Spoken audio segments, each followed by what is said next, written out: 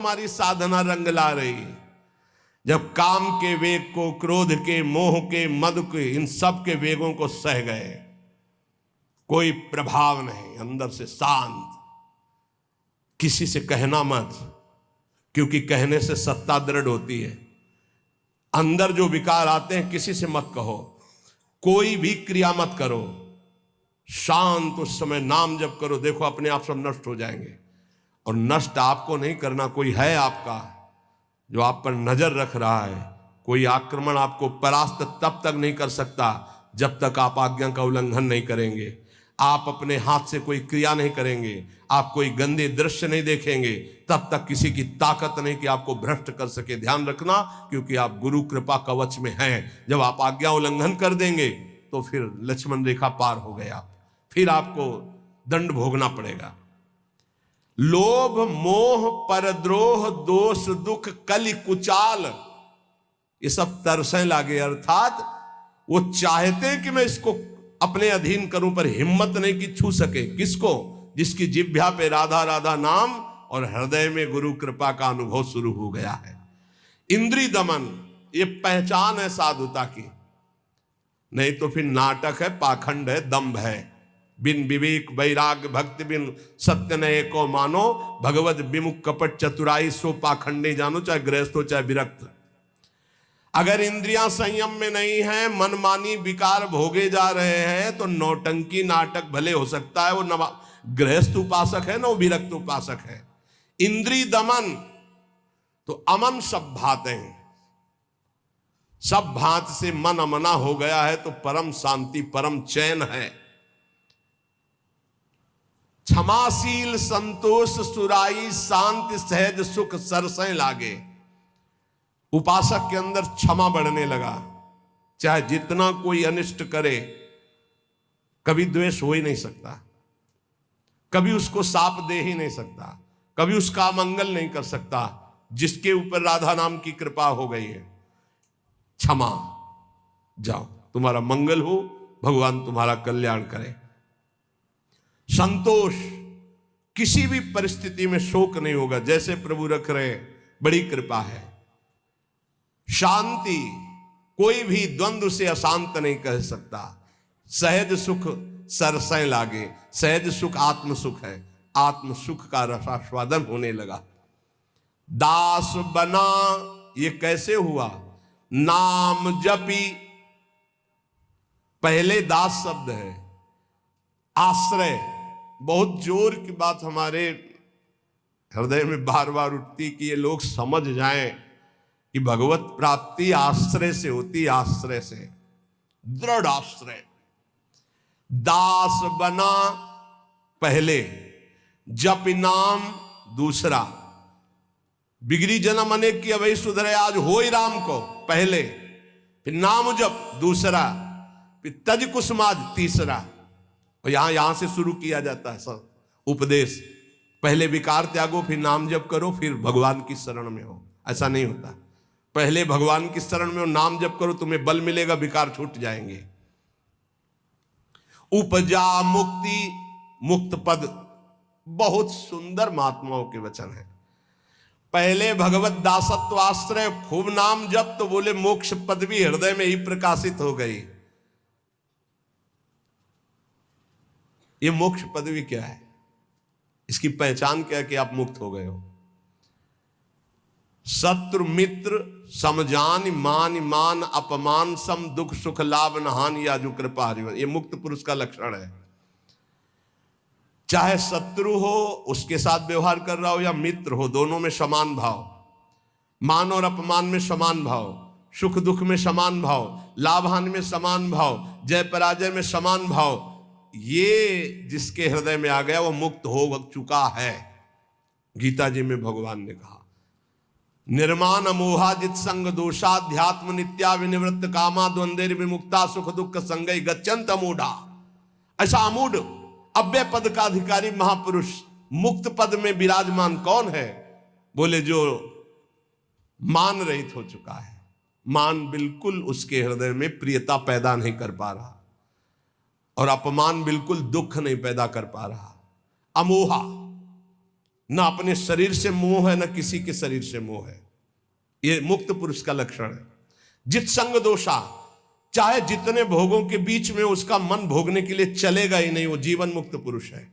जित संग दोषा, अध्यात्म नित्या, निरंतर आत्मस्वरूप में स्थित, विनिवृत्त कामा, समस्त कामनाएं निवृत्त हो चुकी है। द्वंद्व में मुक्ता, हर द्वंद्व से वो मुक्त हो चुका है। मान अपमान, सुख दुख, लाभ हानि, चिंता शोक भय मृत्यु, सब से सुख दुख संगय, सुख और दुख में समान भाव, ऐसा महापुरुष परम ज्ञानी महात्मा वो जीवन मुक्त है। वो यहां कह रहे हैं, दास बना पहुंचे मुकाम जे, आंखें कहत हवाला। साधु की पहचान चिकने गाल से नहीं, साधु की पहचान उसके नेत्र से होती है, सिर्फ नेत्र से। ऐसे तो मांस मछली खाने वाले के भी गाल चमकते देखे हैं कि वो बहुत ही चिकन, तो चिकनाहट को थोड़ी साध होता है, वो तो घी दूध से चिकनाहट आ जाती है। अच्छा खाओ पियो तो मांस चढ़ेगा, चिकना हो जाएगा शरीर। बोले बहुत चमक रहा है चेहरा, तो हम आपको दिखाएं कि विषयी पुरुष हो, चेहरा चमक रहा है, वो भजनानंदी है क्या? नहीं, वो खान पान का है चेहरा। दास बना पहुंचे मुकाम, तो आंखें कहत हवाला। अच्युत मुनि के आश्रम में जी उड़िया बाबा पहुंचे, गंगा के किनारे है, तो देखा, जे दृष्टि दे, अरे अपने शिष्यों से कहा दौड़ो, ब्रह्मबोध संपन्न महापुरुष पधार रहे हैं। दृष्टि में पता चल, बोले दास बना पहुंचे मुकाम जे, तो आंखें कहत हवाला।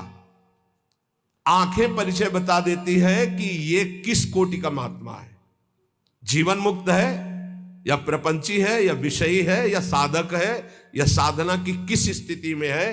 पहुंचा हुआ महापुरुष के नेत्र बताते हैं। दास बना पहुंचे मुकाम जे, आंखें कहत हवाला। जे दृष्टि में दृष्टि ऐसे मिली तो पता चल जाता है कि किस कोटि की स्थिति है। अब बता रहे हैं कि दो प्रकार की आंखें होती है सिद्धों की। एक होती है जो ज्ञान सिद्ध होता है, करुणा और मैत्री, ये दो आंखों में नहीं होंगी। करुणा और मैत्री नहीं हो, क्योंकि वो निर्मम निरहंकार अद्वितीय स्थिति को प्राप्त महापुरुष बिल्कुल शुष्क शुष्क काष्ठवत हृदय, ना दया ना करुणा ना मैत्री न द्वैत। जब अपने सिवा है नहीं कोई, तो आप उनकी दृष्टि में देखोगे तो ना हिलन ना डुलन, और नेत्र के आसपास की सारी पुतली साफ एकदम श्वेत, वो ब्रह्माकार वृत्ति के नेत्र होते हैं।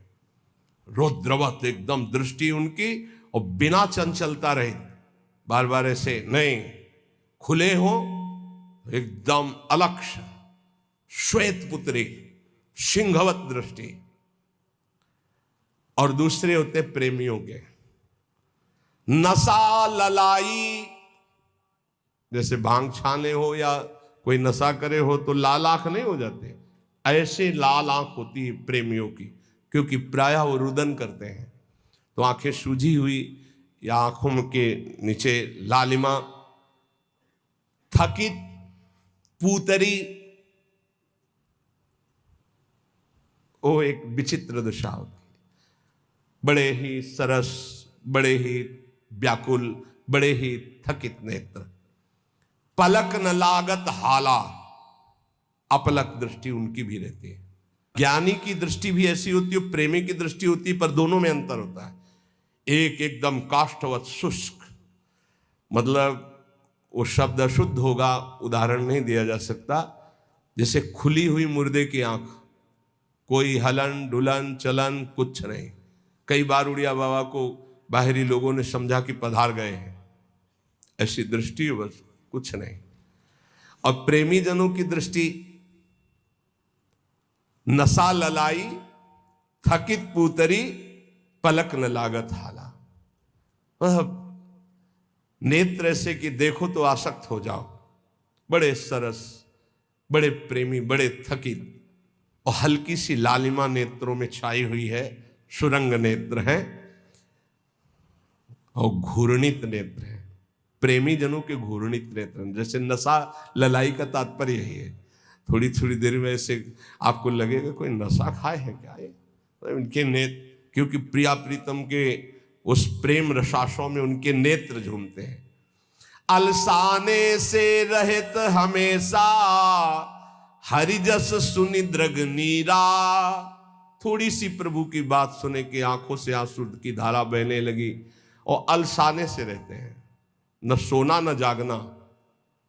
अखियां रूप के रंग रंगी, निरखी स्वरूप कुंवरी राधे को, याही माही पगी।